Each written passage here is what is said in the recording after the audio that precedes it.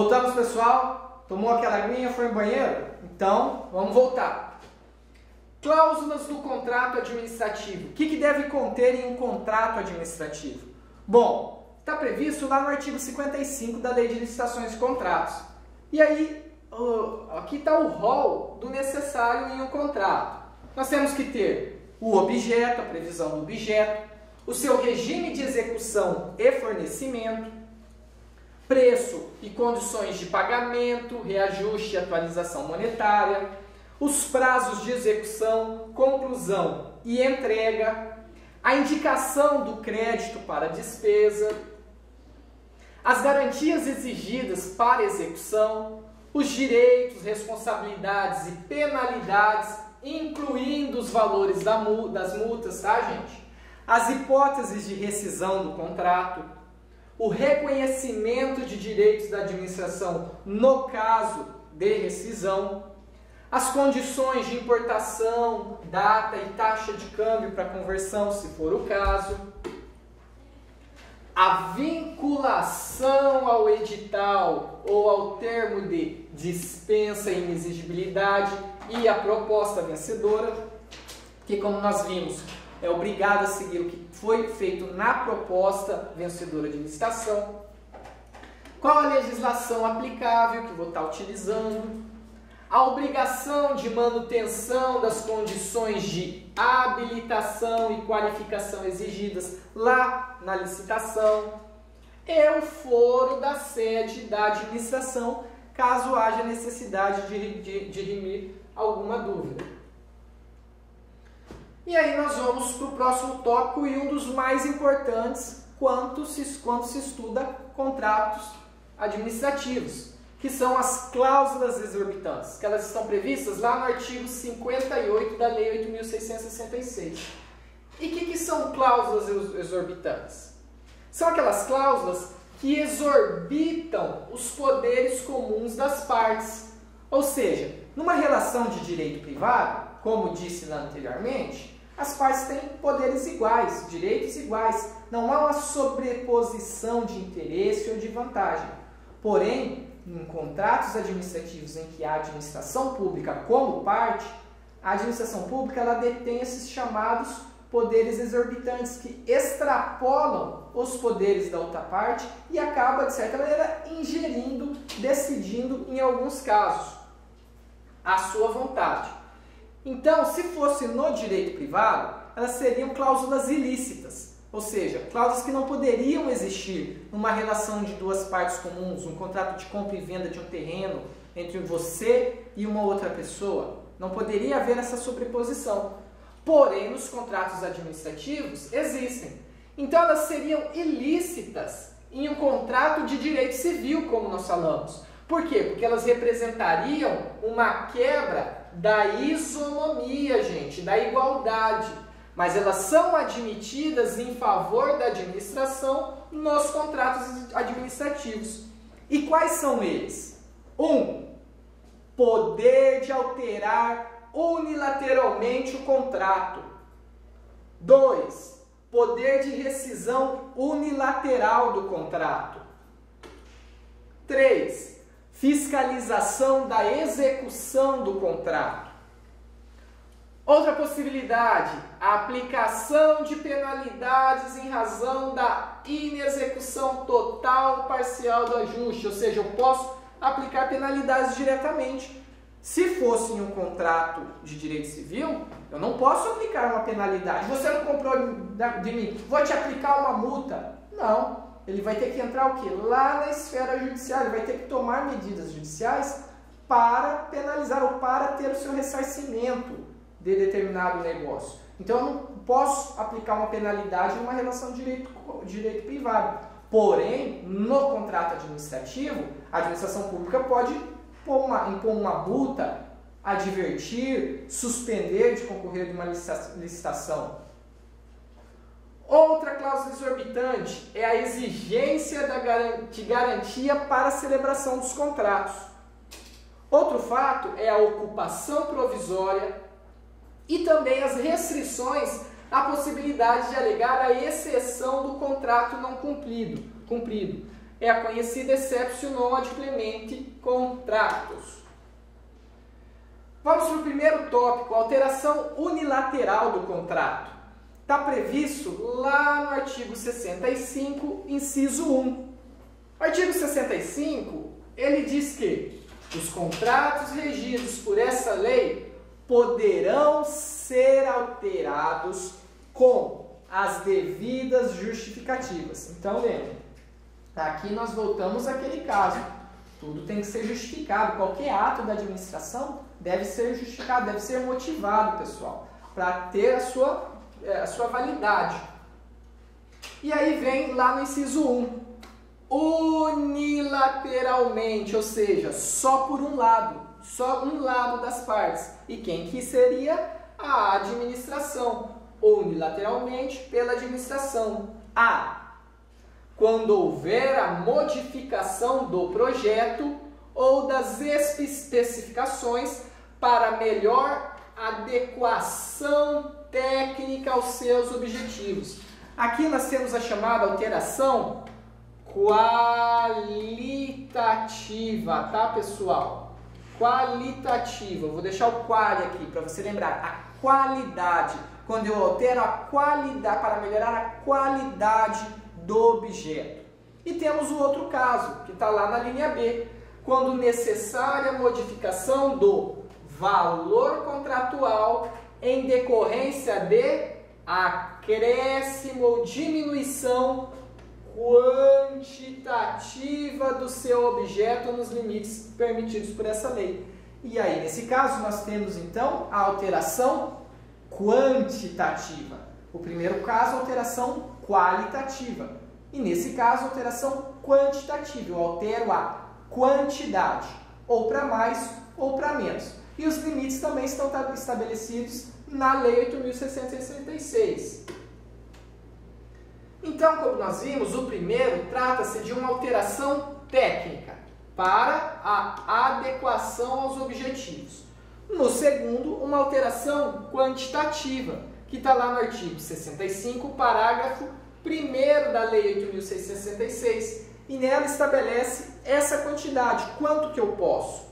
Acréscimos ou supressões em obras, serviços ou compras. Essa alteração pode ser de até 25% sobre o valor inicial atualizado do contrato. Então tenham atenção, pessoal, não é o valor inicial simplesmente, é o valor inicial atualizado do contrato. Eu atualizo o contrato e aí eu faço o cálculo dos 25%.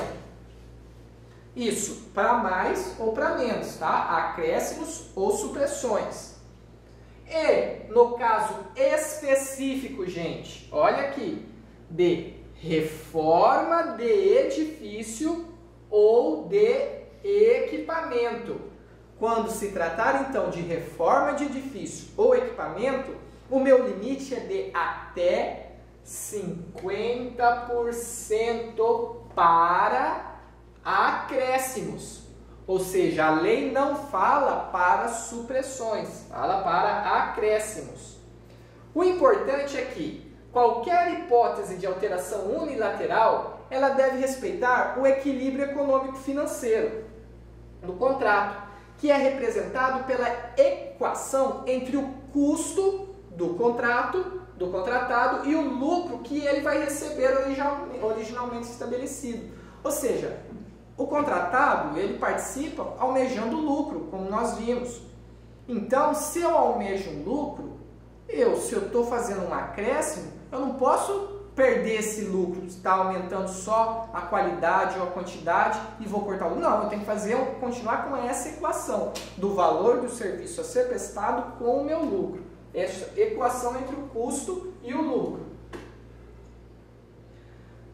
Próxima cláusula exorbitante, ela se refere à rescisão também unilateral do contrato, ou seja, eu posso rescindir unilateralmente, eu, administração pública.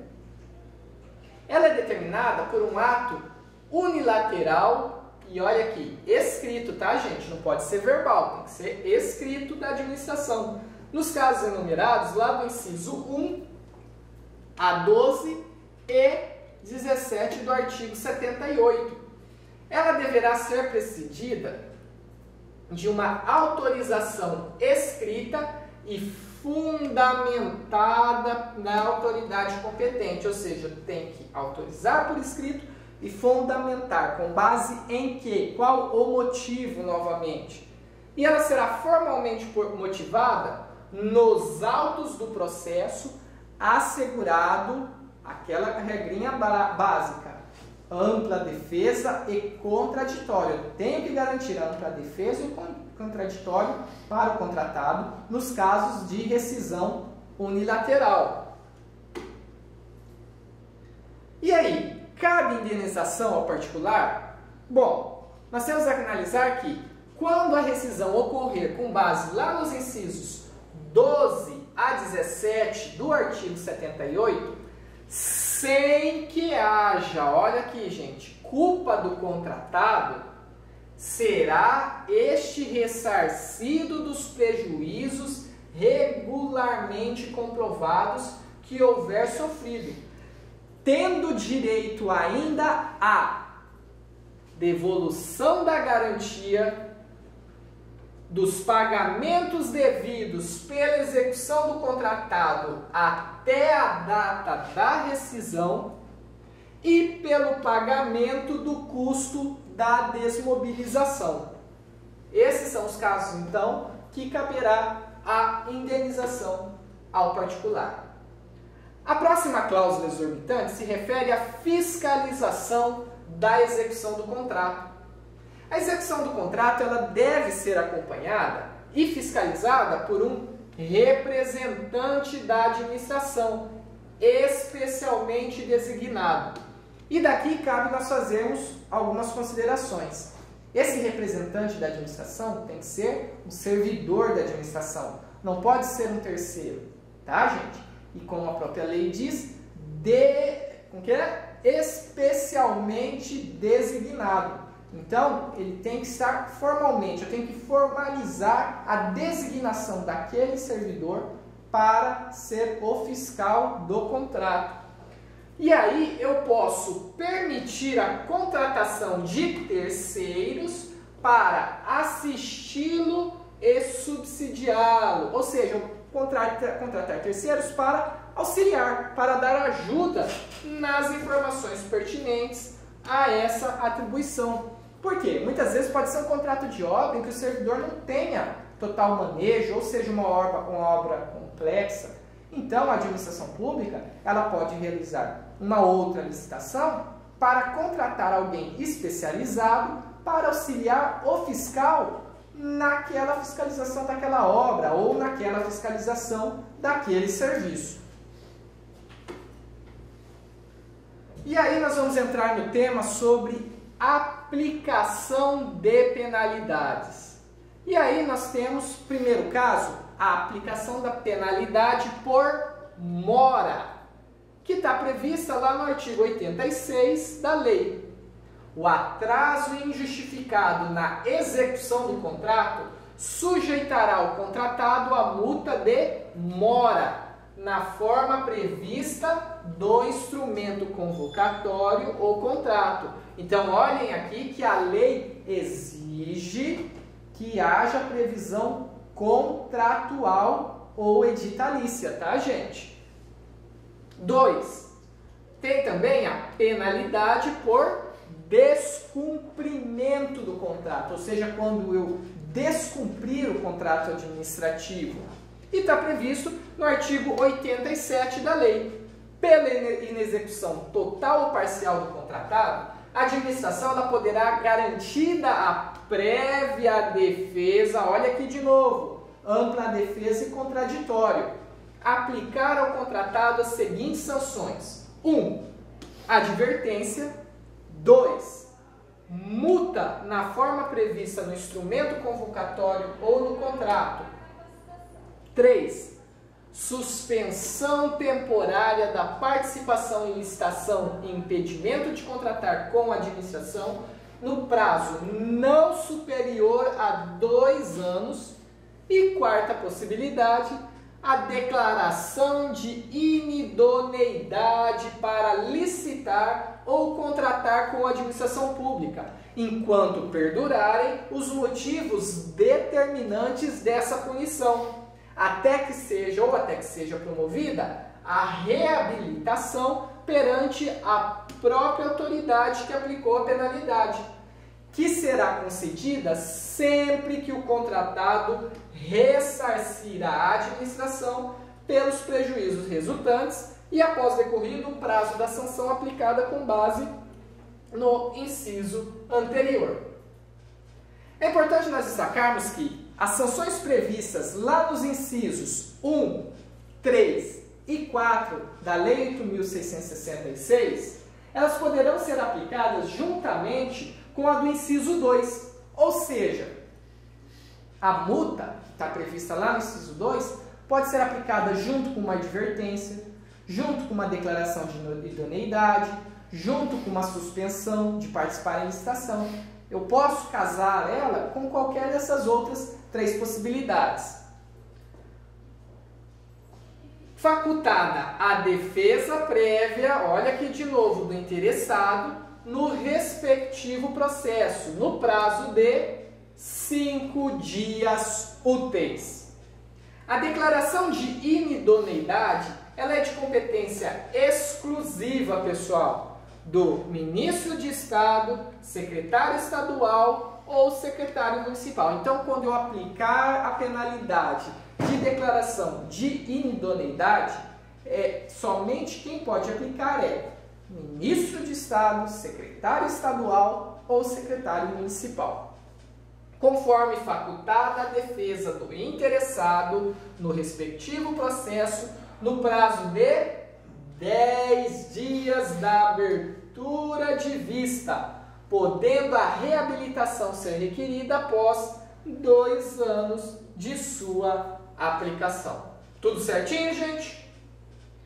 Próxima cláusula exorbitante se refere à garantia dos contratos. É aquela exigência, a exigência de garantia dos contratos está prevista lá no artigo 56 da lei. Ela não é obrigatória, porém ela é sempre desejável para que haja aquela garantia do Estado que o contratado vá prestar determinado serviço, vá entregar determinado bem. Porque caso ele não faça, há aquela garantia depositada, aquele valor já como garantia caso não seja prestado o determinado serviço. Então, como nós vimos, ela não é obrigatória, mas sempre desejável. Por quê? Pelo princípio da supremacia do interesse público, que o poder público exija do contratado o fornecimento de garantias desde que previstas expressamente no edital de licitação ou carta convite.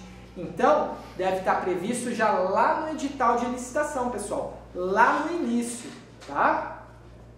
E lá o artigo 56 diz o seguinte: a critério da autoridade competente em cada caso e desde que previsto no instrumento convocatório, não é no contrato, é no instrumento convocatório, gente, poderá ser exigida a prestação de garantia nas contratações, obras, serviços e compras.